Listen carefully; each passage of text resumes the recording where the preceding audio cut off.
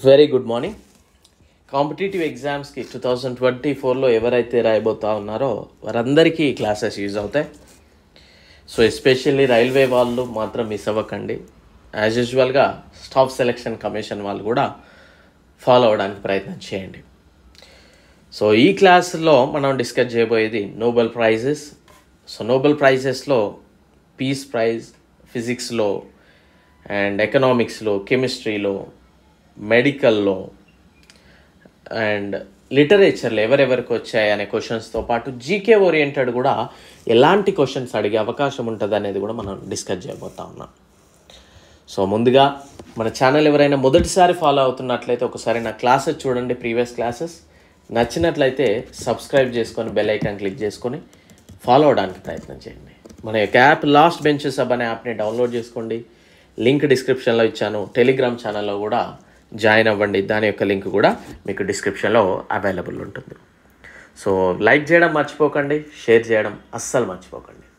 Okay right, coming to the class. Nobel prices, Nobel బహుమతులు, ఇది every year 10th డిసెంబర్న announce చేయడం జరుగుతూ ఉంటుంది. 10th డిసెంబర్న అనౌన్స్ చేయడం జరుగుతూ ఉంటుంది. ఇది ఎవరి పేరు మీదుగా ఇవ్వడం జరుగుతూ ఉంటుందంటే ఆల్ఫ్రెడ్ నోబెల్ పేరు మీదుగా ఈ బహుమతులు ఇవ్వడం జరుగుతూ ఉంటుంది. ఇది ఆల్ఫ్రెడ్ నోబెల్ ఎవరు అంటే డైనమైట్ని కనుగొన్నది ఈయనే అండి. ఆల్ఫ్రెడ్ నోబెలే డైనమైట్ కనుగొన్నాడు. సో మనల్ని ఫిజిక్స్ బేస్ కానీ జీకే బేస్ కానీ అడగవచ్చు, డైనమైట్ కనుగొన్నది ఎవరు అని. Alfred Nobel. సో ఈ బహుమతులు ఎక్కడ ఇస్తారు అంటే స్వీడన్ దేశంలో ఇవ్వడం జరుగుతూ ఉంటుంది. స్వీడన్ దేశంలో ఓన్లీ పీస్ ప్రైజ్ తప్పించి, ఎక్సెప్ట్ ద పీస్ ప్రైజ్, శాంతి బహుమతి మాత్రమే స్వీడన్లో ఇవ్వరు. మిగిలిన అన్ని బహుమతులు స్వీడన్లోనే అనౌన్స్ చేయడం జరుగుతూ ఉంటుంది. అండ్ ఎందుకు పీస్ ప్రైజ్ అనేది ఎక్కడ ఇస్తారు అంటే నార్వేలో ఇవ్వడం జరుగుతూ ఉంటుంది. డెఫినెట్లీ జీకే ఓరియంటెడ్ అడుగుతూ ఉంటాడు.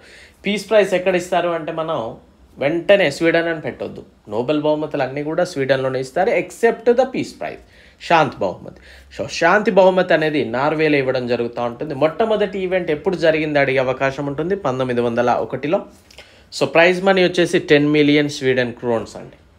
సో ఇప్పటి వరకు మనం అబ్జర్వ్ చేసిన దాంట్లో క్వశ్చన్స్ ఏంటి అంటే ఎవరి పేరు మీదుగా ఆల్ఫ్రెడ్ నోబెల్, ఆయన ఏం కనిపెట్టాడు, నోబెల్ డైనమైట్ కనిపెట్టాడు. ఎక్కడ ఇస్తారు, స్వీడన్లో. పీస్ ప్రైజ్ ఎక్కడ ఇస్తారు, సో మనకి నార్వేలో.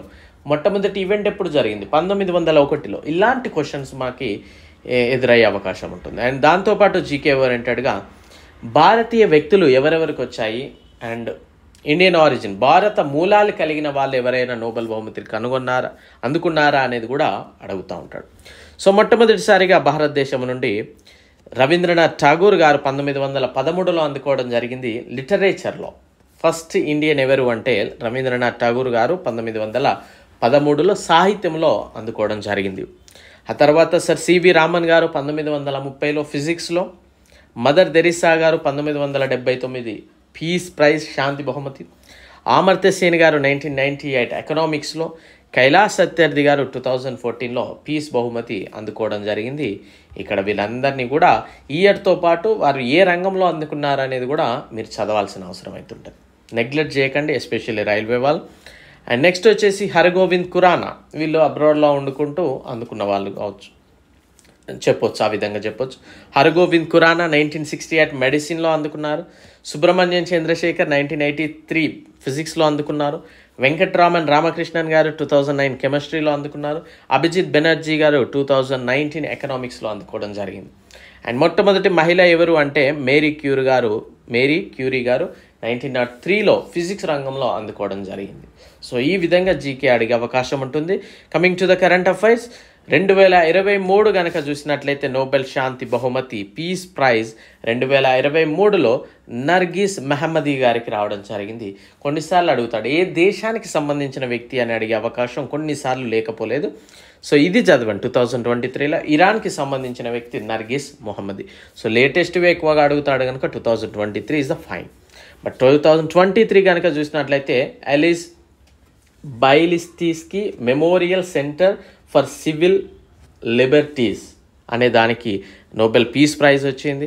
సాహిత్యం కనుక చూసినట్లయితే జాన్ ఫోసే, నార్వేకి సంబంధించిన వ్యక్తి జాన్ ఫోసే.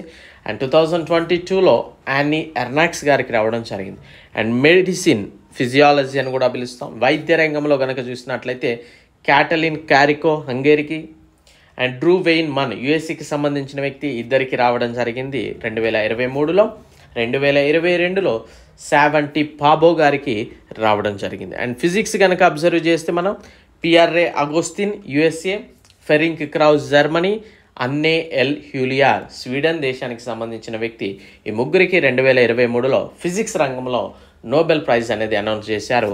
అండ్ 2022లో Alain Aspect John F Clauser, Anton Zeilinger. So మీరు ఈజీగా గుర్తుపెట్టుకోవచ్చు అండి, ఆస్పెక్ట్, జాన్, ఆంటన్, ఈ విధంగా సరిపోతుంది మనకి.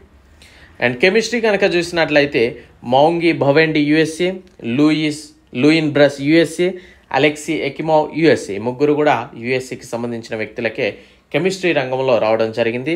And Carolyn R Bertozzi and Morten Meldal, K Barry Sharpless గారికి 2022లో రావడం జరిగింది. మన యొక్క యాప్ డౌన్లోడ్ చేసుకొని ప్రతి ఒక్కరు కూడా. And GK 100 rupees 100 days validity, Indian polity 100 rupees 100 days validity, రెండు ఎనీ కాంపిటేటివ్ ఎగ్జామ్స్కి యూజ్ అవుతుంది. మీరు no worries. So chemistry 100 rupees 1 year validity, science 100 rupees 1 year validity, arithmetic railway base 200 rupees 1 year validity, and railway course 500 rupees 1 year validity. So మీకు definitely మీరు పెట్టిన రూపాయికి ఖచ్చితంగా న్యాయం జరుగుద్ది. ప్రాపర్గా చదవండి, సక్సెస్ అయితే ఖచ్చితంగా అవుతారు. Okay, right.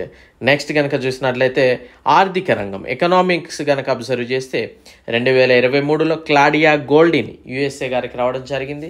2022లో Ben S Bernanke, Douglas W Diamond, Philip Dybvig గారికి కూడా రావడం జరిగింది 2022లో. సో మనకి క్లాస్లో మనం జీకే ఓరియంటెడ్ నేర్చుకోవడం జరిగింది. And at the same time 2023లో ఏమొచ్చింది, ఎవరెవరికి వచ్చాయి, 2022లో ఎవరెవరికి వచ్చాయి అడిగే అవకాశం ఉంటుంది. సో 2023లో నేర్చుకునేటప్పుడు వారి యొక్క దేశము కూడా నేర్చుకోవడానికి ప్రయత్నం చేయండి. అండ్ మనం భారతీయ దేశానికి సంబంధించిన వ్యక్తులు అన్నప్పుడు వారు ఏ రంగానికి అండ్ ఏ ఇయర్లో అందుకున్నారు అనేది కూడా చదవడానికి ప్రయత్నం చేయండి. డెఫినెట్లీ మీకు యూజ్ ఉంటుంది. ఓకేనా? సో ఇది ఈరోజు నోబెల్ ప్రైజెస్. వీడియో లైక్ చేయడం మర్చిపోకండి, షేర్ చేయడం మర్చిపోకండి. Thank you, all the very best.